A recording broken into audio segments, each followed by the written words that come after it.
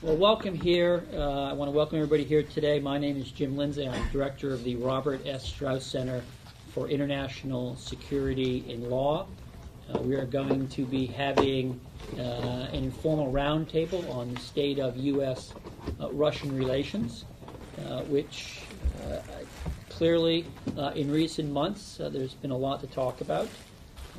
Not too long ago, President Putin at Verkunda was sharply critical of American foreign policy, and among other things in his opening remarks complained of one single center of power, one single center of force, one single center of decision-making. This is the world of one master, one sovereign. He was clearly quite critical of that world, and I will note that in polls in the German public shortly thereafter, a large majority of the German public agreed with President Putin.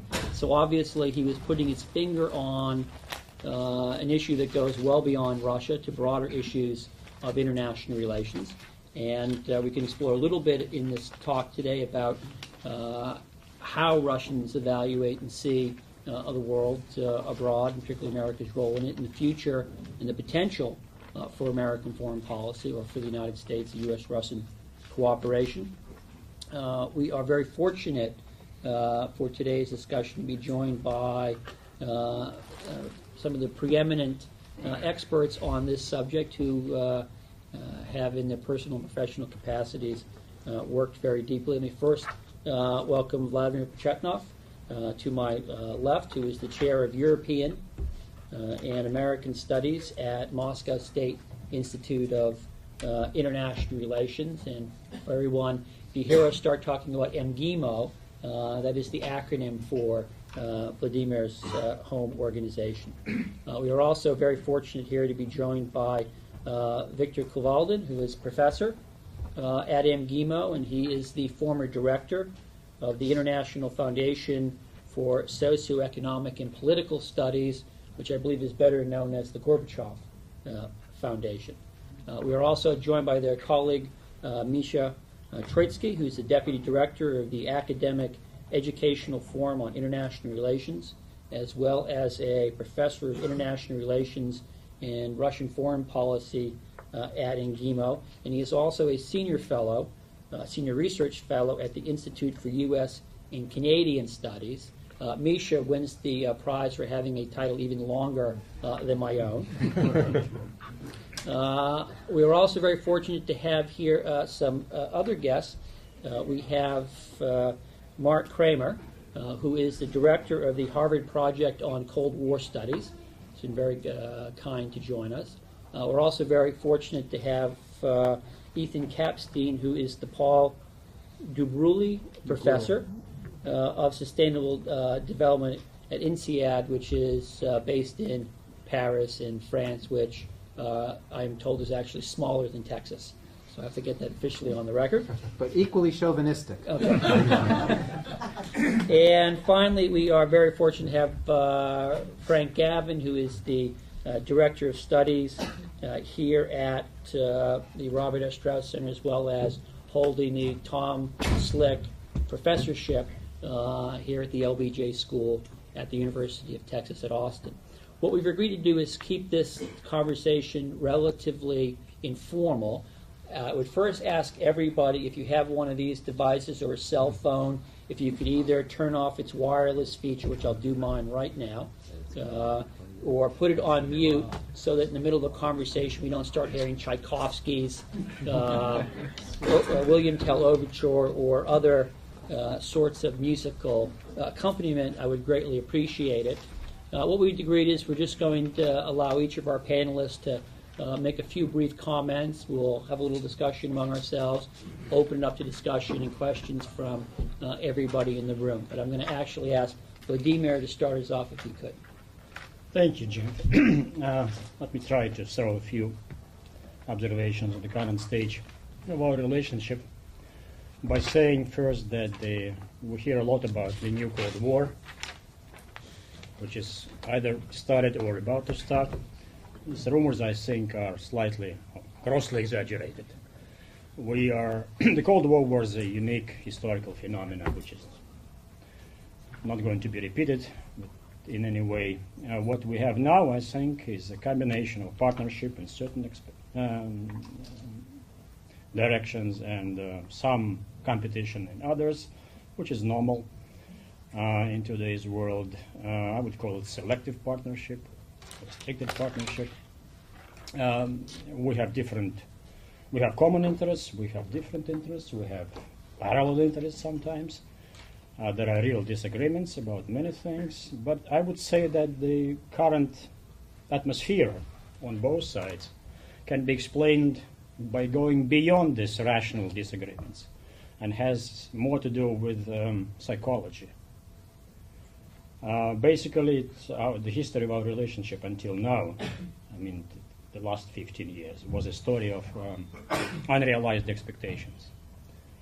On the American side, both on public and elite level, you were too optimistic about the Russian transition to markets and democracy, American style, and Russia becoming a sort of a junior partner in this new brave world, sister republic, as Woodrow Wilson used to say.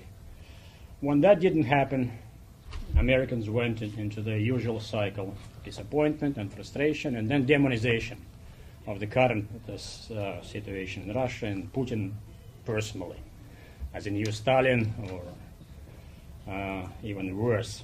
This happened before, this cycle of naive expectations and disappointments and frustrations. I would just refer you to the great reforms of the Alexander II in 1860s. Same thing repeated itself again in the early 20th century. Then with the February Revolution and that short-lived democratic experiment. And each time, this idealization, disappointment, frustration, demonization, and with the final verdict being that Russia lost her way, stood on the wrong path, etc. Now I think Americans are more or less in this demonization phase of the cycle again, with Russia being what, again, as I said, Putin is compared to Stalin, and Russia on the human rights and democracy scale is compared unfavorably to Zimbabwe and Botswana down the end of the list. We in Russia, that's American, passed to this current stage. We in Russia also went through a somewhat similar cycle. High hopes for democratic transition, for a happily harmonious integration into the family of nations. We also had very high hopes on American assistance in the process. Since the logic was we destroyed the enemy, your enemy, we saved you a lot of money, and some chunk of that peace dividend should go to Russia. We also hoped for qualitatively new world, really. There were some sincere expectations, I think, especially on Democrats' part, that this will be something totally different from the Cold War, that we would be speedily reintegrated into the Western community. When that didn't happen, we began by blaming Americans for almost everything which went wrong, for being very selfish, greedy, for giving little tangible assistance and a lot of bad advice, along the lines of shock therapy and etc. And as a result, we have this wave, which I think is subsiding, of negative, almost anti-American feelings, and some demonization of United States in certain circles. But I would argue that we are coming out of this phase now. We learn from experience. We're becoming more sober, I think, and realistic about the world and about America, about ourselves too, about our possibilities and opportunities in today's world. And perhaps Americans also, to strike an optimistic note, being somewhat sobered by the recent experiences in this hegemonic role in the world, and Iraq, of course, going through this organizing reprisal of their own, would come out of it more realistic, more humble, if you wish, and more understanding of the need of taking this reality and other centers of powers into closer consideration. So that's maybe the ground may be laid for a more stable and more realistic relationship, if we speak about the psychological dimension of it. Okay.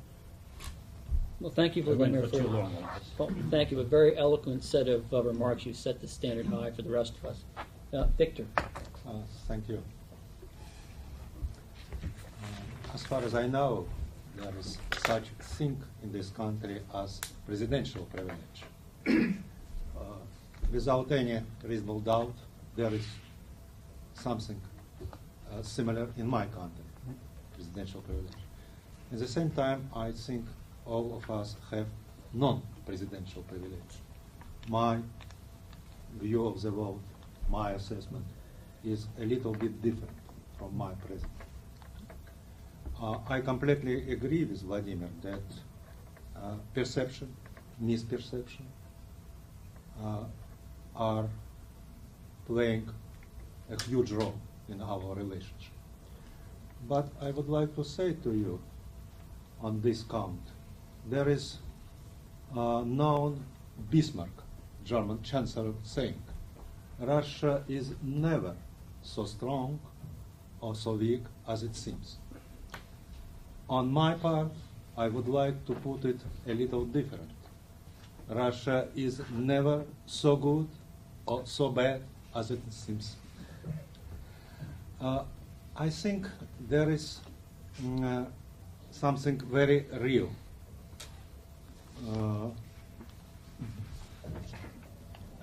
behind our disagreement at these times. First of all, of course, our relationships are complex. We were two superpowers quite recently by historical standards. We were, during the 90s, we were probably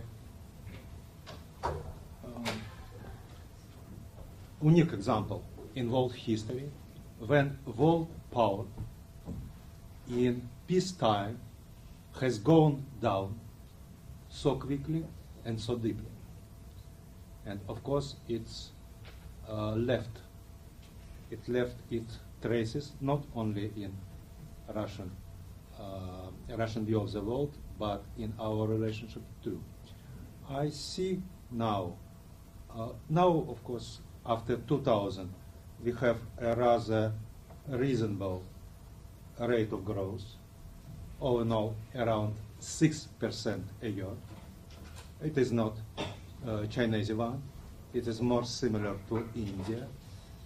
We have reestablished because after national catastrophe of 90s, we have lost this breakup of Soviet Union one quarter of our territory, 1/3 of our economic potential, 1/2 of our population. It is more than you can lose in big world war. At the same time, it is my opinion, we haven't lost any war. We have finished Cold War on very decent and very acceptable for our terms. It is different story. But now we are reestablishing, as I said, it is not only on economic, but our imbalances, our structural imbalances remain. No, first of all, we are not equal. We would like equal partnership, but we are not equal. Our economy is 1/10 of American one, not more. It depends how you count. You can count on rate of exchange rate, or you can count on purchasing power parity. It's different count, but the result is not very different. Oh no, it's about 1/10 of American economy. Of course, our political and social system are more weak. If you would like to make some comparison between Russia and United States. It is not United States today. It is much more similar to what was going on in this country in the second half of 19th century, in so-called Gilded Age, with this rampant capitalism, without morals, without law. For this reason, it is, of course, it has huge impact on our relationship. And I agree with Vladimir on one very important point: how we can resolve this puzzle. Because on one hand, we are not ready to accept our status as junior partner or proxy or client of United States. No, this is not absolutely unacceptable for Russia, for Russian allies, and for Russian public in general. On the other hand, we are not equal. We are not equal. We have to understand it. I think the problem is on both part of it. As I can see, probably I am wrong. United States have not equal partnership with any country in the world now. We are not exception. We are not exception from this point of view. But how we can go out from these dead ends? And I proposed some years ago really some kind of limited partnership. My view is that we have to cooperate with United States in the area where United States are interested most in cooperation with Russia. No, it's obvious. Non-proliferation, fight against terrorism, regional conflicts from Middle East to Far East, energy dialogue, probably to some extent post-Soviet space. And we have not to try to go beyond it. Because I really say, I can say openly, I don't believe in our strategic partnership. Because, as I said, we are not equal, and United States is not interested in it. But in every case, we have to go cautiously and taking in mind objective limits of our partnership in foreseeable future. Okay. Thank you, Victor. I want to actually come back to the question of how you manage relations in the context you, I think, so ably laid out. But let's bring Misha in if we... Thank you, James. Well, let me offer you a few thoughts on the context, and if there's time, on the current substance of U.S.-Russian relationship. I will try to talk about more short-term issues rather than the very broad vision for U.S.-Russian relations. Well, I would first argue that the Russian foreign policy is increasingly driven now by domestic considerations as opposed to all sorts of international constraints and trends that occurred outside of Russia.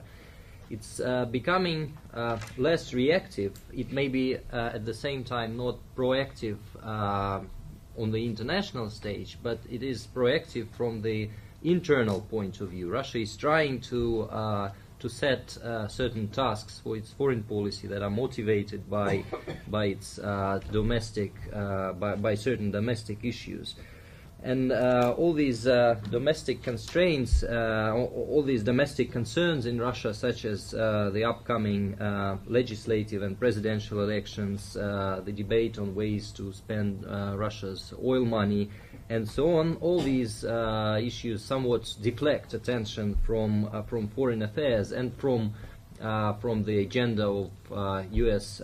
relationship. And this feeling is actually enhanced by the feeling that the permanent crisis is over in Russia. And this kind of crisis, typical of the 1990s and also of the transition, of the early transition period, late 1980s, early 1990s, that crisis has been averted. And Russia can largely disregard the advice and opinion of external powers, including the United States. In the atmosphere of this crisis, of course, Russia had to heed the views of the U.S. that who actually stood behind international monetary institutions and was an important political partner in Russia. Now, this increased attention to domestic concerns and also the feeling that there's no immediate crisis on the horizon actually somehow deflects attention from relations with the United States. Now, in addition to that, some hardcore nationalists in Russia, but also part of Russia's foreign policy apparatus, expect the United States to grow weaker in light of Iraq and Iran and some other trends, as well as domestic problems President Bush is currently facing. And obviously, some figures in the United States also expect Russia to gradually lose its influence if, say, oil prices go down. And in such situation, both sides consider it expedient to wait and see what happens next with the other side, instead of engaging right now. And that's, I think, psychologically, that's an important constraint on the development of mutual relations. These mutual expectations of of the other side getting weaker with time. At the same time, public relations campaigns really gather momentum. Both Washington and Moscow want to improve their image in Russia and the United States respectively. And many efforts undertaken in this field clearly miss the point, but some others may help both sides to create a basis for engagement in the future. And I think our visit here is also part of public diplomacy outreach effort, on the Russian side. And there's another point I'd like to stress, that surprisingly the growing international exposure of the Russian political and business elites, as well as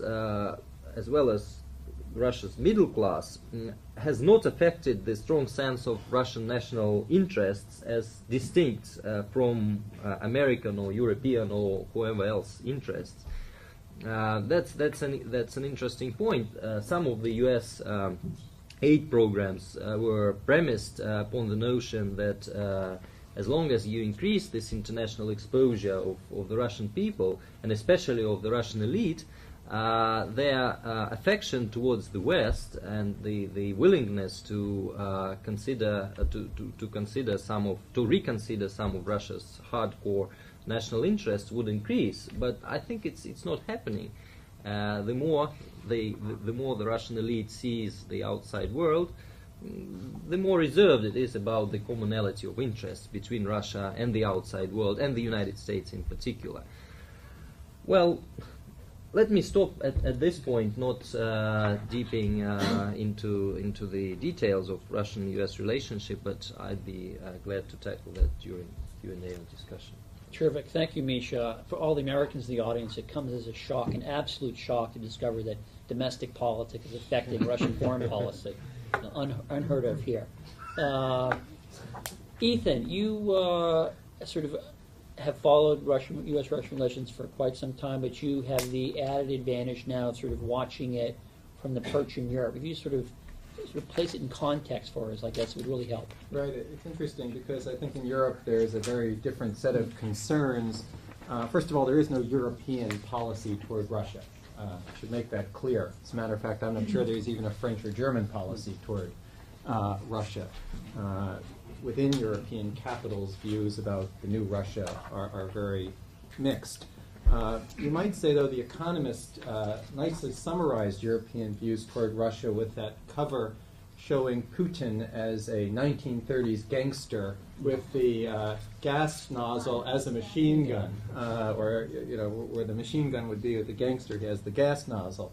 And that did summarize, I think, some of the anxieties, of course, that Europeans have expressed about energy's use of Russia's use of the energy weapon. There has been tremendous press in Western Europe about the Russian use of the so-called energy weapon. A lot of coverage of Russian pressure on Belarus, Georgia, Ukraine, with respect to gas supplies, and with European dependence on Russian gas already high and certain to increase, there is, I think, a great deal of anxiety about Russia's apparent willingness to manipulate energy deliveries to advance foreign policy interests. But the anxiety about Russia is not limited to energy.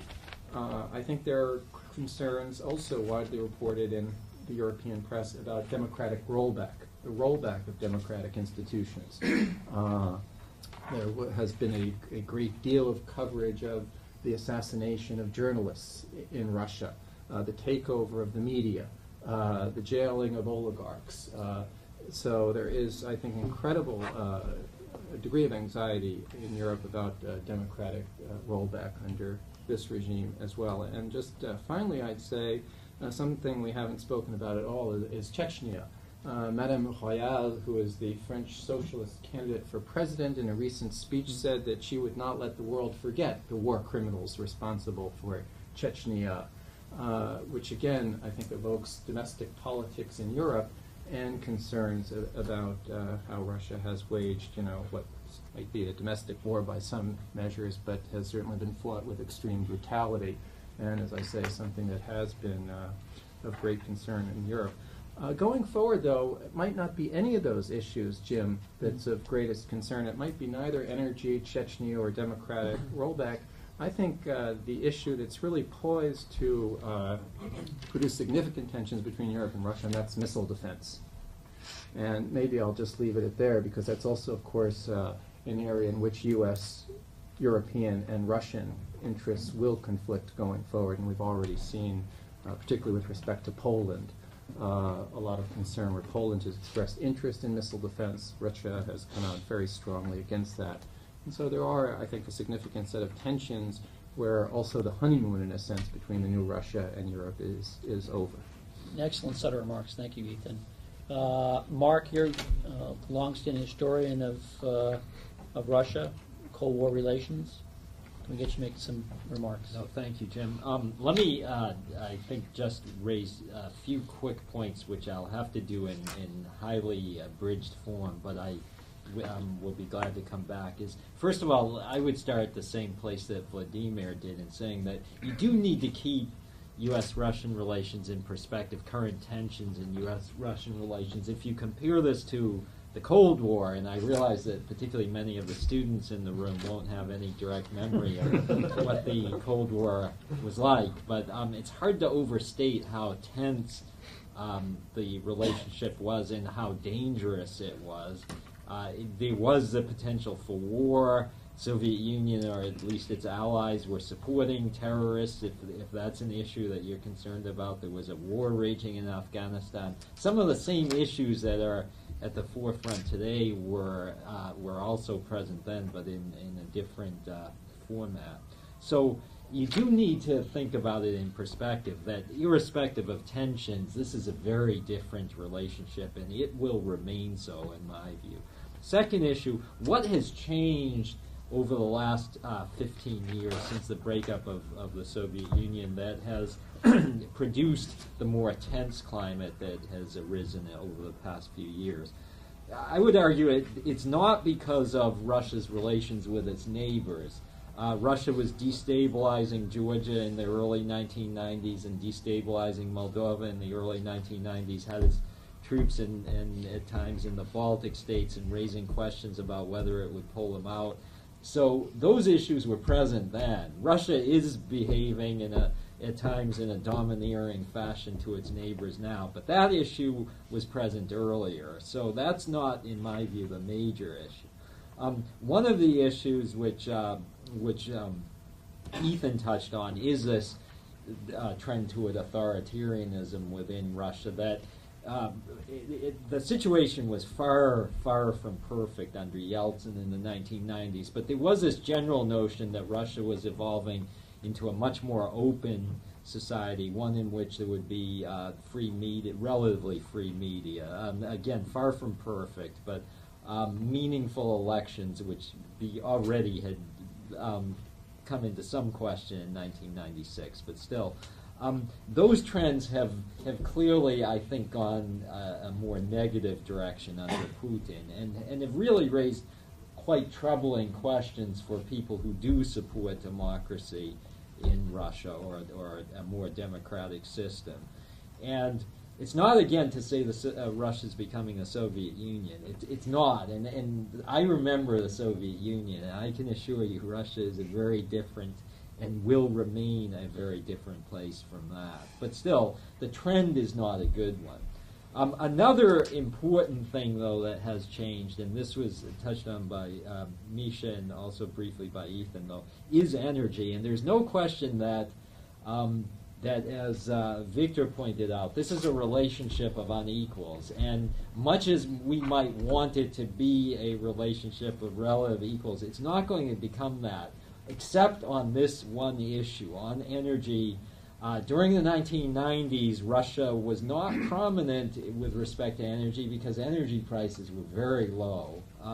If you have abundant sources of energy at low prices, then it's not all that important what Russia can provide. In oil terms, in particular, Russia, although it has large reserves, is far from the leading supplier as compared to, say, Saudi Arabia and Iran. But in natural gas, it clearly is by far the dominant, has the dominant reserves in the world. What's changed then is the much higher prices of energy, really the huge increase in prices, and as a result, Russia has become, as is often described, an energy great power, even an energy superpower, and so the cover of The Economist that Ethan mentions harps on that. Very quickly, let me add here is that in addition to the higher prices, though, there's been the assertion of quite heavy-handed state control over the energy sector in Russia. The natural gas sector was always under state control. Gazprom, the large energy natural gas monopoly, was never taken out of state control. There were some shares in it that were privatized, but it's always been a state-controlled organization. But the oil sector was heavily privatized, not very honestly, but was privatized during the 1990s. That's been reversed under Putin, beginning with Yukos, though by no means solely in that regard. And you've had a reassertion through different state-controlled oil companies.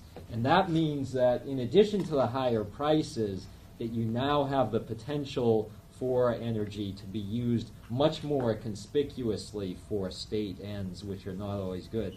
The final point I would mention is, though, you do even on this find complications. It's interesting, for example, that Western banks in particular have been active in funding the reassertion of state control over the oil sector. The Financial Times yesterday had an article that discussing the recent announcement of a huge $22 billion syndicated loan for Rosneft, one of the largest of the state oil companies. And it referred here to the rush by Western banks to finance the state's takeover of the energy sector in Russia. And a little bit further on, it mentions, Western banks have been flocking to fund the rapidly growing state-controlled titans of Russia's energy industry, despite concerns in some Western governments over energy security because of the Russian state's growing sway. So it indicates that even when Western governments are somewhat dismayed by what's going on, you will find, though, nonetheless, that there are other segments of Western society that are actively funding some of these very trends. It's the type of thing, I should add, that Jim Lindsay studied back when he was writing about U.S. foreign policy, is the way these different interests can sometimes work at odds. And that just complicates the relationship further. I thought you were going to say back when I had hair, but that was going back way too far. Frank. I, too, come to this, looking at this relationship as someone who studied Russia-U.S. relations through the Cold War.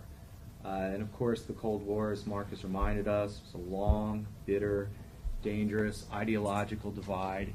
But I think, unlike a lot of people here, in the 90s, And in the last few years, Russia has not been something that I've thought a lot about. It's not something a lot of people have thought about, and at least in this country.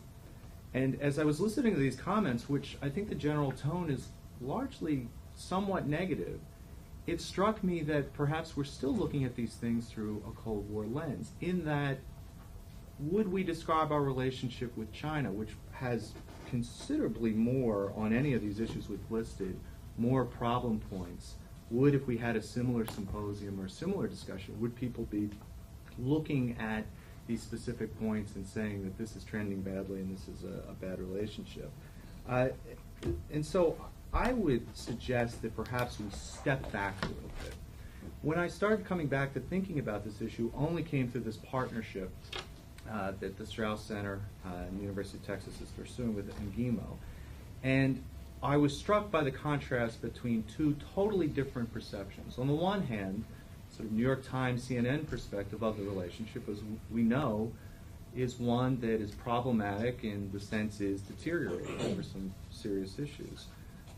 But I think as we've explored this partnership on both sides, from very top officials involved in foreign policy, involved in business, involved in civil society, everyone is extraordinarily enthusiastic about finding ways to cooperate. And there isn't the kind of suspicion or the kind of concern or the kind of no, you shouldn't do that you would expect. So you're struck by this contrast, what you read in the newspapers. And of course, two large nations with important interests are going to have disagreements. They should. That's healthy. To what extent does that mean that the relationship is somehow bad or unhealthy? And I would just suggest that our history with the Cold War, which in fact was, as Mark correctly points out, extraordinarily dangerous and much different, perhaps it's time to put some of it back and look at this relationship anew. And this also makes me wonder, and I think about this both in terms of Putin's speech and a variety of other things, how much of this is for a domestic audience, how much of this is theater, and how much of this is real. So, as I was writing down the list of issues that we disagree about, and the ones where there's possible cooperation, we disagree about Iran, right? But even on that issue, there's some coming together, just like there's been some coming together in North Korea. There's some disagreement about Kosovo. But these are the normal kind of geopolitical differences that states have. There's a variety of other topics. Mark mentioned energy. There's public health. We had a very long discussion about technology and the overlap in interest in technology, concern about the global economy, a shared, if not concern, at least interest in changing dynamics in East Asia, particularly the rise of China. So I do think there is a bit of a puzzle here, and I think this partnership is one of the things that can explore this. Is really the relationship as bad as we all think it is? Are we expecting too much of it? Do we expect too much out of the U.S.-Russia relationship because it was so bad? And I think, as Vladimir pointed out absolutely correctly, too much was expected. On both sides, there are trends that both sides don't like. But I think it's important to put into this discussion the fact that there may actually be far more areas of overlapping interests, concerns, and possibilities for cooperation. Thank you, Frank. I think it actually is very helpful to emphasize both the complexity of U.S.-Russian relations and the tendency we all have to focus on areas of disagreement and to miss areas of cooperation, which I think leads to sort of the question I'd like to ask of our Russian guests, and that is, we too have a problem with domestic politics infecting our foreign policy. We too have an upcoming presidential election. At this point, it's fairly wide open. There are an awful lot of candidates on both sides of the aisle who are running. Some of them have taken stands on Russia. Senator Edwards was the co-chair of a task force, independent task force sponsored by the Council on Foreign Relations, which was fairly critical of Russia, particularly on the issue of democratic backsliding. Russia, or issues dealing with Russia, particularly with Iran, are likely to rise during the campaign. So my question to you would be, if you had an opportunity to sit down with a candidate on the American side, and could grab him for, 5 or 10 minutes, what are the sort of positive things you'd want them to focus on where you think the United States could usefully engage with Russia, particularly given where I think point Victor made and I think Vladimir made about sort of both sort of how we're conditioned to see each other and the reality of the nature of a relationship where we aren't equals, but at one point we were equals, and that sort of governs much of what we do.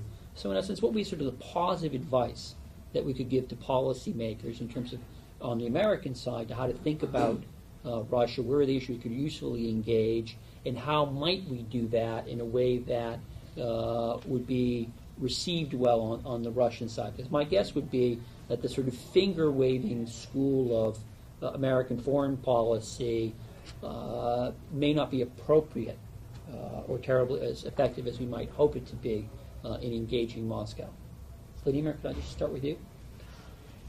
It's a good point, Jim, and let me just, my advice both to political class and to general American public would be have more empathy and try to understand what's really going on. Don't use the stereotype notions of how democracy should work in Russia, and that's one of the main, of course, irritants this day. Let me just give you a couple of examples which were touched upon, both this democratic backsliding and energy problem. What we have here, I think, is something more complicated than just money, in the case of democracy in Russia, than just manipulation from above. Although there is some manipulation, there is no question about it.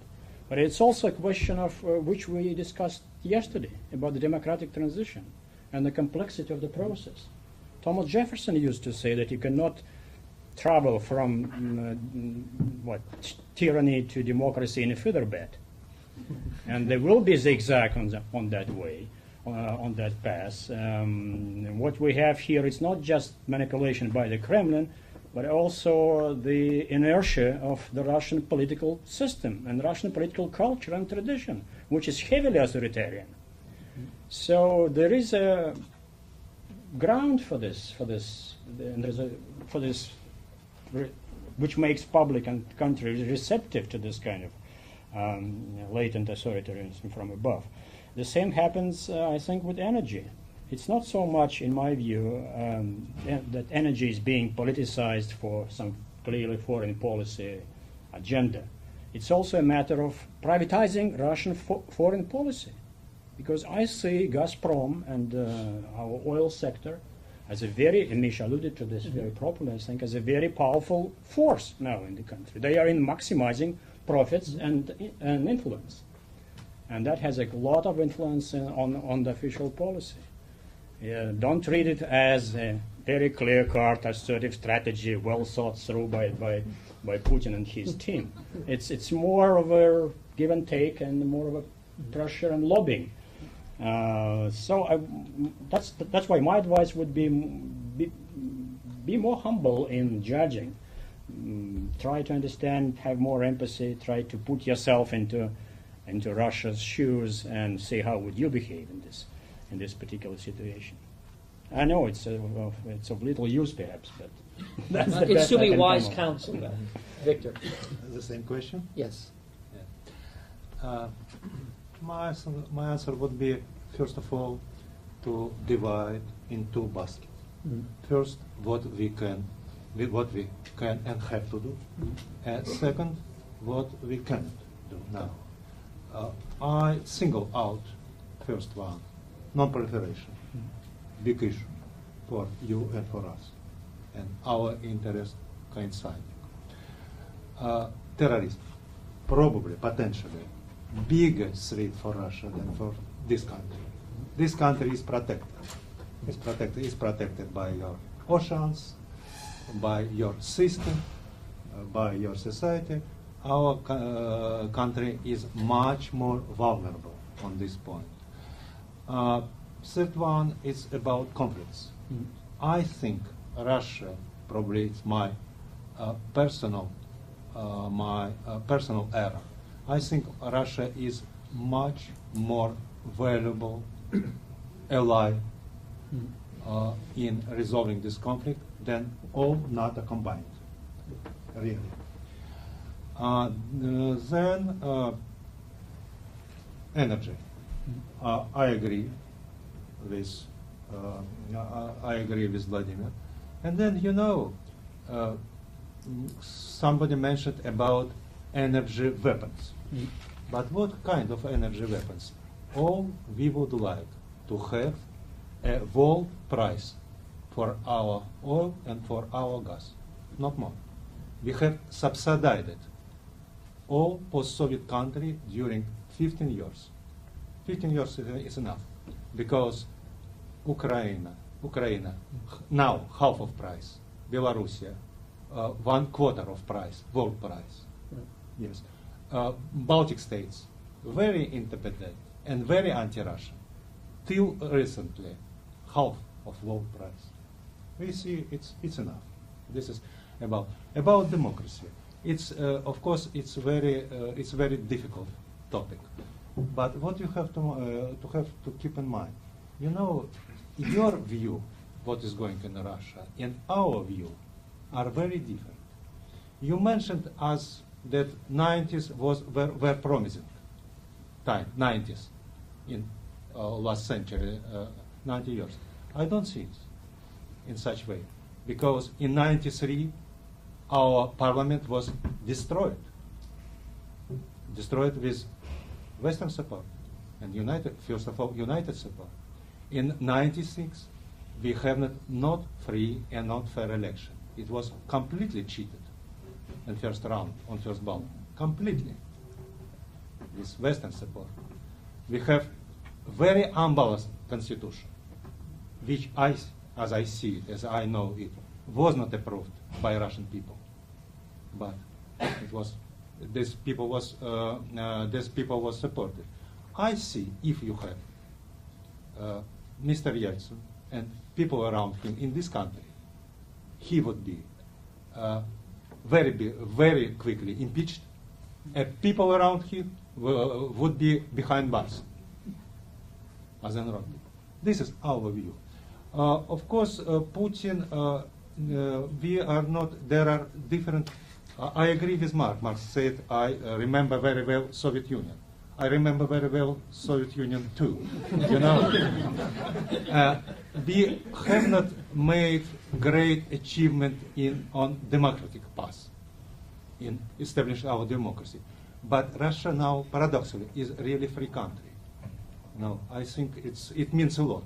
It means a lot for me.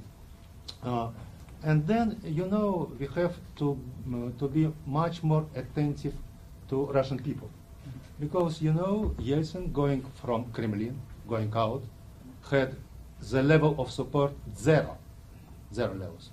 Putin, on the 7 years, after 7 years in Kremlin, have 70%. Where are American presidents at this stage in White House? And I think we have to pay attention to it, what is really important for Russian people. And for this reason, I don't think probably American president or American politician have to be much more worried about fate of our democracy than we are worried we ourselves. There is a lot of problems. It's a very, I think it's problem number one for us, democracy. But as I see it, it is not much to be done from outside of the country on this topic. We have to do it ourselves. And then Chechnya. Chechnya, of course, it's very, very awful things. But I would like to emphasize that unbelievable atrocity were on both sides of it. And so-called freedom fighters in Chechnya. I don't think you would like to meet such kind of people in the evening on the street. This is all. Okay. Misha, would you like to join in here? Yeah, thank you. I've just got 3 brief points. First of all, I wouldn't actually blame this candidate for finger waving if he is one prone to this kind of rhetoric, because I think the distinction between China and Russia in U.S. policy discourse is that the U.S. still considers Russia as one of us, but really one of us which has some problems, which does not allow to fully accept Russia as one of us. And I would very much like Russia to be one of the Western developed democracies. And that criticism towards Russia and the absence of this criticism towards China actually proceeds from the assumption that Russia is on our side of the aisle in the US. And China is fine. China is a country which is very much engaged economically by the US, much more than Russia. But at the same time, there's no way China can be one of us. That's a distinction I'm making, and I wonder if you agree with it or not. So I wouldn't very much like the U.S. politicians to shut up and say nothing about Russia's domestic problems and the issues that Mark is raising and all his colleagues and those who think the same way is very good, and I would welcome that really. All kinds of descriptions of Russia's domestic problems during discussions of U.S.-Russian relations. That's very useful. And then, cynically, if I had a chance to talk to a presidential candidate, I would, of course, emphasize common interests and common enemies that Russia and the United States have. I would point to, I would be more intricate about international terrorism. Probably I'd point to some concrete, manifestations that Russia and the U.S. could tackle together, such as small arms or maybe trafficking in nuclear materials. This is something that is impossible to achieve. Say, security of the U.S. is impossible to achieve without cooperation between Russia and U.S. in forestalling the trafficking of nuclear materials, for example. Then I would probably point to a few common enemies. I would say let's look at China in more detail, and then Iran. We are eager to sacrifice part of our interest in relations with Iran, because we really think that Iran can be dangerous should it acquire nuclear weapons.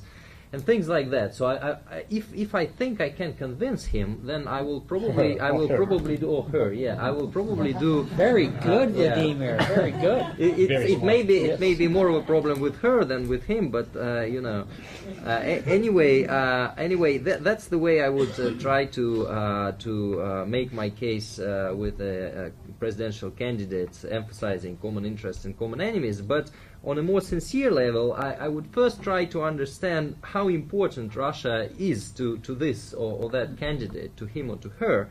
Will he or her be prepared to actually sacrifice other priorities to honor Russia's concerns?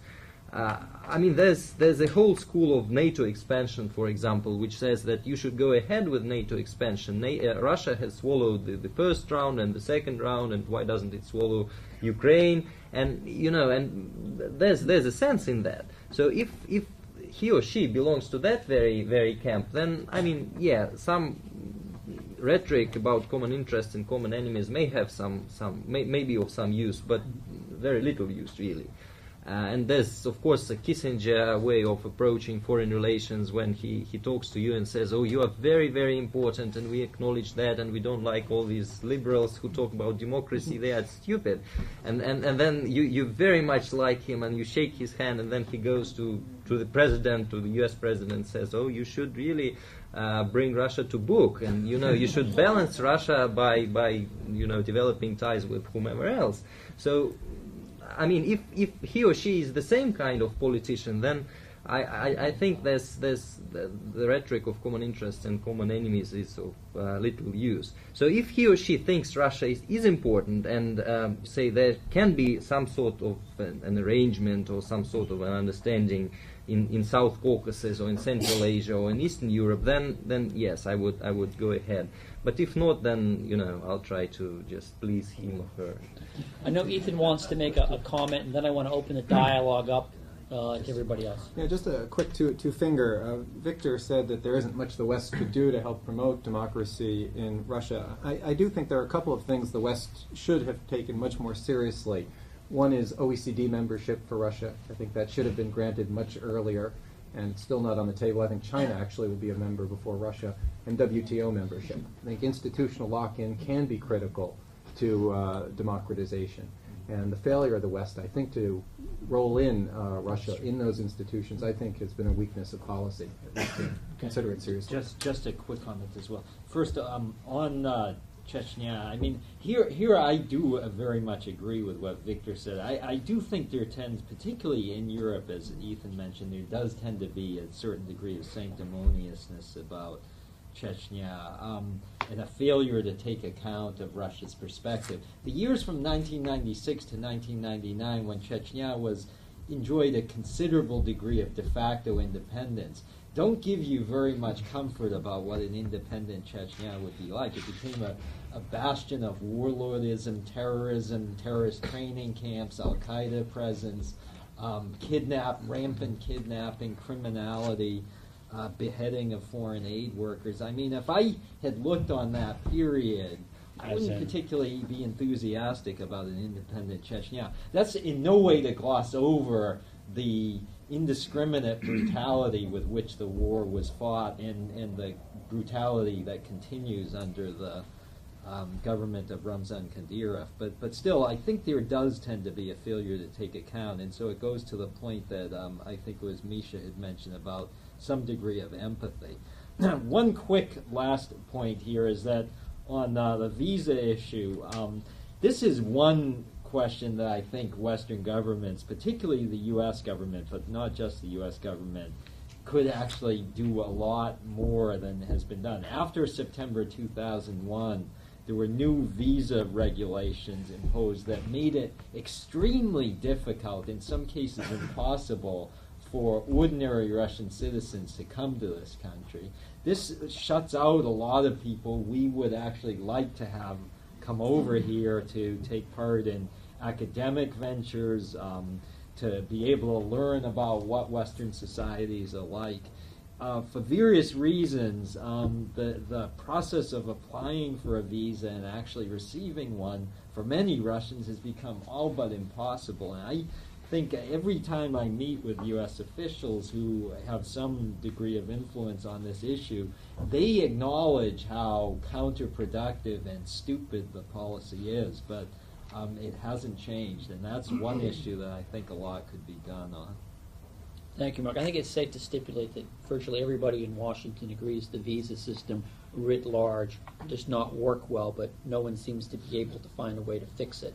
But I would grant your notion it would serve the United States more broadly to find a way to do it. Particularly universities are hurt by the challenges that crop up in trying to bring in people from overseas, whether they're students or distinguished professors, academics, national opinion leaders. It is a very big problem. But I said we would bring people in to our conversation. If you have a question, all I would ask is that we keep it relatively brief, that it be a question, and that you identify yourself. Yes, sir. My name is Andy Bamber. I'm a part of the increase department here. And I wanted to ask, my question's kind of hypothetical as well, maybe a bit more naive, but it was mentioned how important oil has been in the development of the Russian economy. Suppose they didn't have the oil. Where would they be today? And let's say the price of oil drops dramatically, where will they be?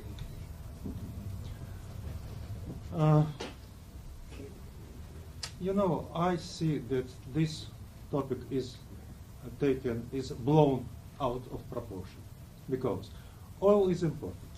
Oil and gas is very important for Russia. But but how important? First, it's important as hard currency, because we are selling oil.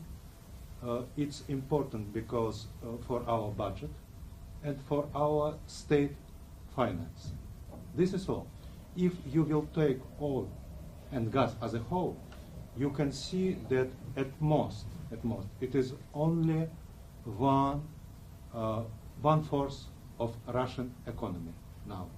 Now the Russian growth, we hope that this year it will be 6 or more, is not supported, first of all, by oil or gas, production and extraction. It is supported by two things: consumer boom and investment boom. This is the most important. things which are propelling Russian economy straight ahead. It means that oil is important for Russian finance, but not so important for Russian as economy as a whole. Yes. Yeah, I have a question. Actually, a quick comment. My name is Dmitry Volkov, Center for Energy Economics here in Okay. MIT. Little comment on the importance of oil and gas. Well, this consumption boom and investment boom is largely due to the influx of the oil and gas money, basically, because you can see the diversification of oil and gas, businessmen into different sectors of economy. But that's my question is, the debate is picking up in the media here in Russia, on the vector of or change of vector of foreign policy after the change of administration in both countries. And when we had elections here, or they had elections here in the US, there was a lot of debate, how the Democrats will start changing the foreign policy and gearing towards, tightening the screws. So what's your take on this? How actually it's a question to everybody who wants to answer it. What's your take on the possible changes in the foreign policy after the administration shifts? In both countries, In both or countries, yes. let me comment quickly on the U.S. side. Is the study that I think it was Jim mentioned, or Ethan, or maybe Frank, by John Edwards. I claimed it. I mentioned it. Okay, is Edwards is a Democrat.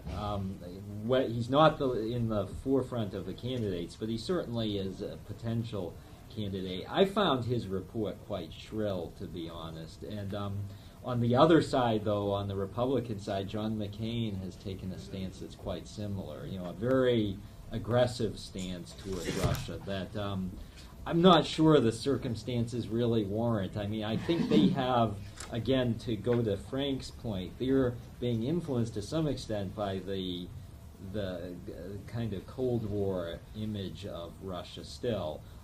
That's again not. I'm more critical of Putin and the trends under him, I think, than some here have been. I actually do think it matters if the state controls television, for example, or if it's cracking down on NGOs, or if it's engaging in blatant denial of certain electoral rights by requiring certain officials to be appointed. Those elections often were flawed in the past, but it still was meaningful to have them. And so I am critical of Putin, but still I find Russia today fundamentally different. And in that sense, I do think that even if someone like an Edwards or a McCain were to get in, that you'd still find a broadly cooperative relationship between the United States and Russia. I don't really see a candidate there who would fundamentally recast it in a hostile way, even those who have talked about it in those terms now. Hillary Clinton. Yes. On the Russian side, first of all, we are taking our lessons from Americans, from American citizens. We can be rather critical about our president within our country, but we are not so critical outside our country. You have done example of good civic relation to your powers, to us. And second, I don't expect real change in the Russian foreign policy. Probably on this point, I'm not completely agree with Misha. I think our elites, in broad meaning of the word, are very, very interested in good relationship with West, because the reason is very simple. Their money are here, their property are here, their wife are here, their children are here, their interests are here, and for many of them, their future, their view of their future are here too.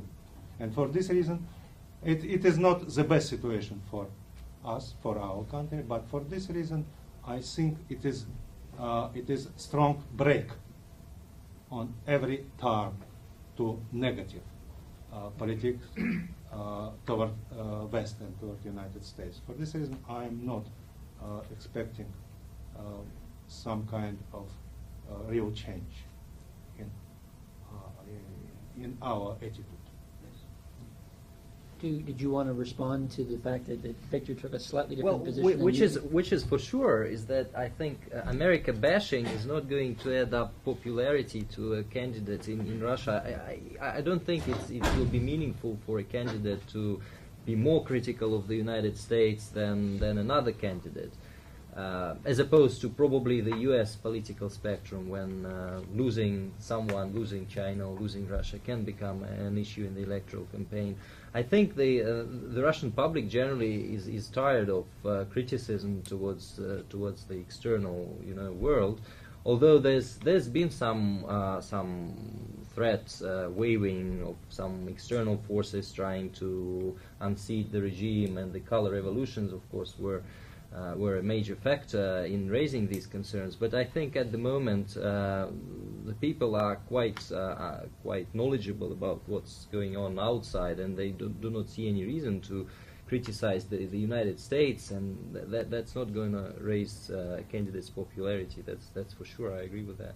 I see we have several people who would like to ask questions. Unfortunately, we're coming to the end of our time, and our guests have a very busy schedule, and we're trying to actually keep them on it. Having been on the flip side of this, where you're going from thing to thing, it's very important to stay on time. So I'd like you all to join with me in thanking our guests for a very stimulating second night.